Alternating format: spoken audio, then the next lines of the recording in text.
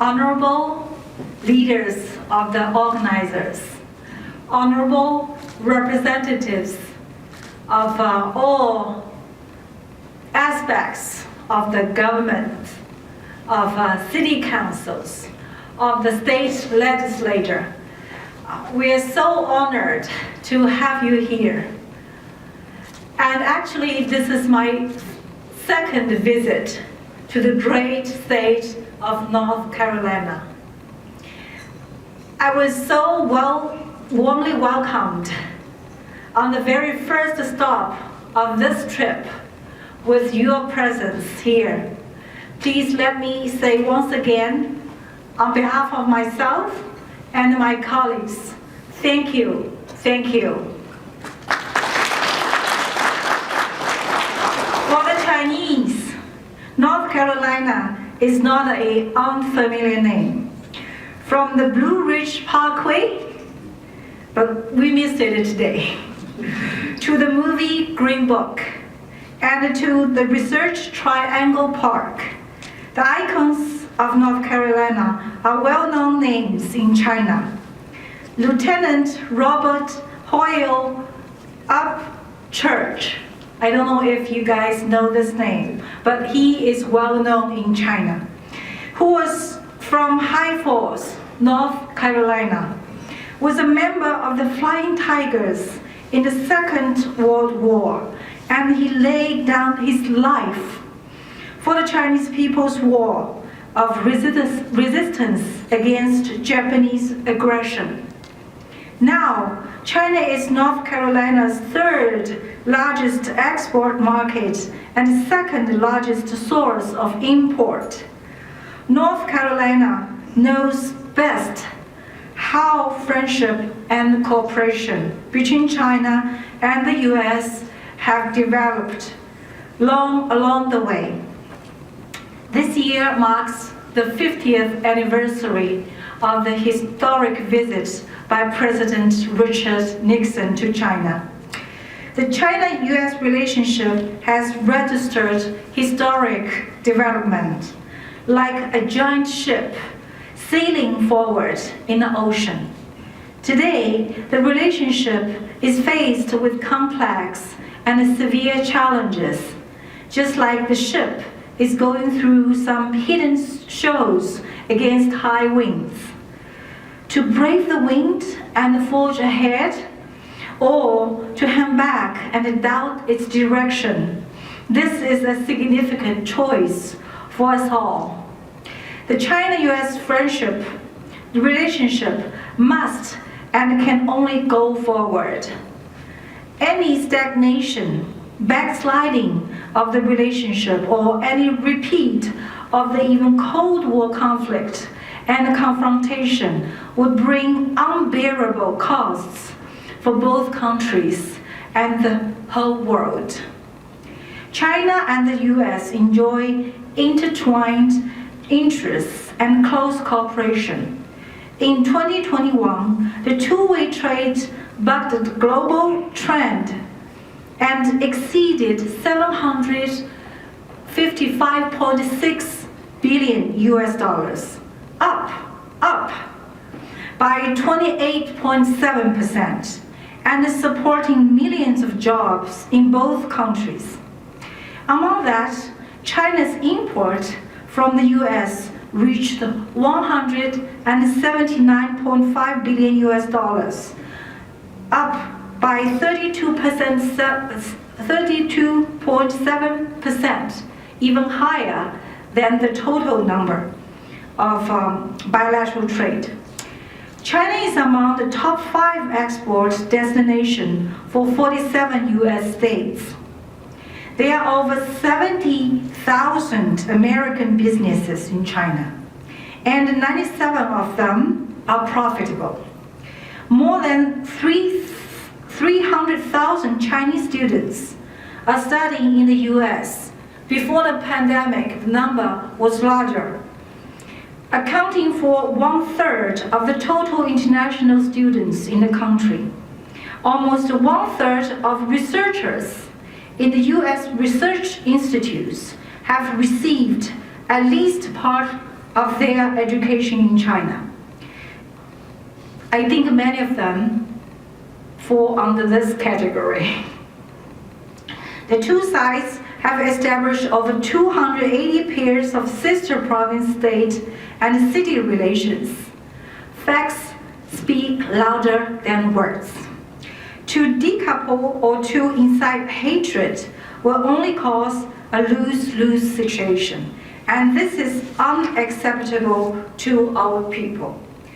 Globally, from fighting terrorism and dealing with regional hotspots, to addressing climate change and delivering post-pandemic recovery, China and the US have maintained close communication and coordination on major challenges concerning world peace and development. And we have got many things done. The world cannot do without China-US cooperation. No country in the world want to choose sides between our two countries. To form any cliques that exclude or encircle China, to create two markets or two systems, and to stoke Cold War mentality and a bloc confrontation will only make the world suffer. And this is unacceptable to the people of the whole world. Ladies and gentlemen, how can the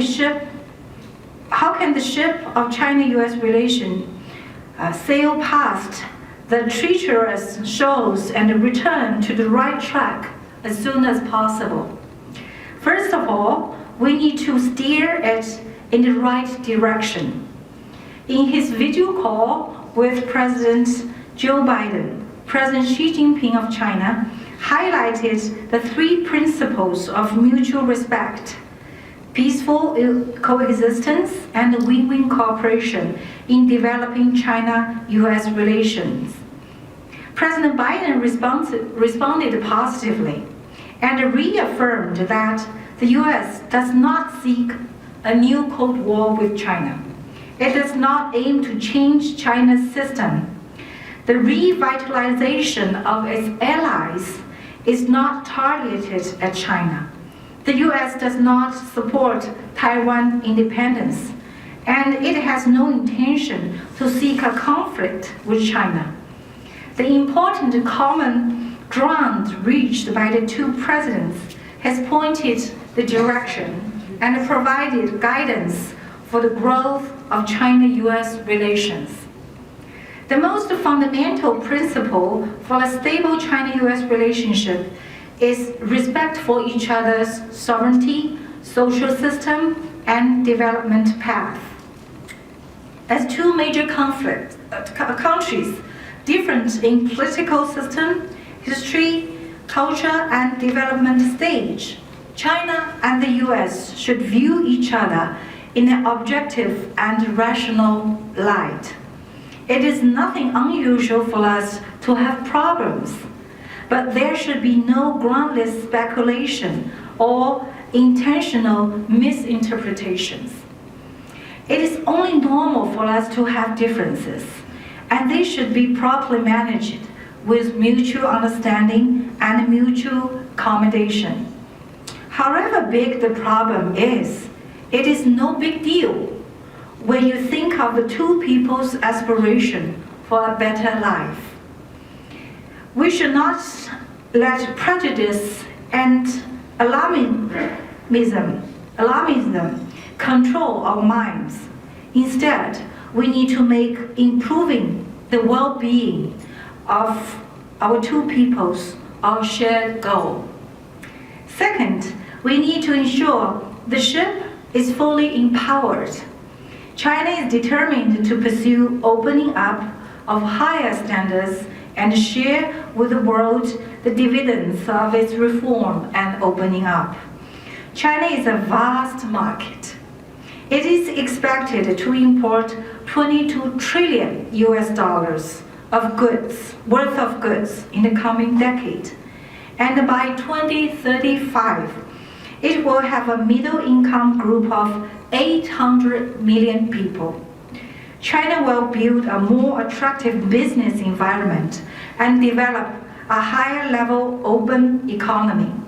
China is committed to innovative development and is among the best in the world in terms of R&D investment, the number of researchers, and the number of patent applications and grants for innovations.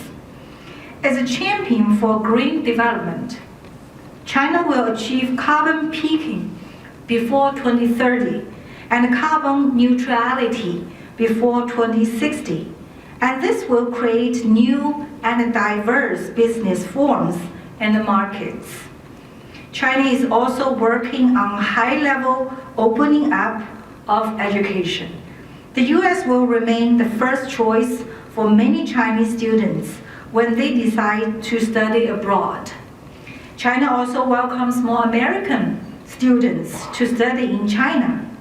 I believe that the youth will become new force supporting the friendship and the cooperation between our two countries. In fact, as you can see, cooperation opportunities are everywhere. We need to work together to bring about more exchange and cooperation programs, projects in various fields, and they will empower the ship of China-US relations to forge ahead. Third, we need to remember that as passengers on the same ship, we sink or swim together. As such, we have no future but a shared future. We must regard each other as partners, not rivals. We must cheer for each other and not undercut each other. Having one's own way would only keep the ship from advancing. Worse still, it may get the ship reversed or capsized. Only by paddling together can we ride the waves and navigate out of choppy waters. So we need to get more people from all walks of life in both countries to come on board and paddle together of one mind and in one direction. People at the subnational level are an important driving force of the development of China-US relations. Take North Carolina as an example. Its goods and services trade with China exceeded $11.6 billion in 2020. I think I need to update this number after I heard the speech from the Secretary of State Marshall. Accounting for about 1/8 of its total international trade. 1/8 is not enough. Let's do 1/4, half, number one. In the past 30 years, North Carolina's direct investment in China has reached $12.8 billion. And the largest single US investment in China comes from this state, Bank of America. I'm a client of Bank of America, which is headquartered in Charlotte. Invested $3 billion to China Construction Bank. By 2021, there were over 5,000 Chinese students. The number I heard from the previous speaker is bigger. I hope it is bigger. In North Carolina, making China the biggest source of international students here. Duke University of North Carolina and Wuhan University established a joint venture university in Kunshan, Jiangsu province of China. This year marks the 10th anniversary of the sister relationship between North Carolina and China's Hunan province. Exchanges and cooperation between North Carolina and many Chinese provinces, including or especially Hunan, in economy and trade, science and technology, energy, environmental protection, and education are very, very promising. The Chinese community in the US has played an indispensable role in the growth of China-US relations. You have made generous donations to disaster relief, both in China and in the United States. Thank you so much for everything you have done during the most difficult time after the outbreak, the first round of outbreak of COVID-19 in Wuhan and other places in China. You have helped spread Chinese culture and in the US. You have also facilitated cooperation programs between the two countries and spoke out against unfair treatment of the Chinese community in the US. You have proved that people-to-people exchanges will drive China-US relationship forward. Act from ourselves. Act from little things. We will realize a win-win result for our two countries. Ladies and gentlemen, American writer Scott Fitzgerald said, "So we beat on, both against the current." The state motto of North Carolina is to be rather than to seem. Indeed, at this critical juncture, the ship of China-US relations will fall behind if it is not moving forward. Let's set the sails, go full speed ahead, and sail the ship of China-US relations together toward better shores. Thank you very much.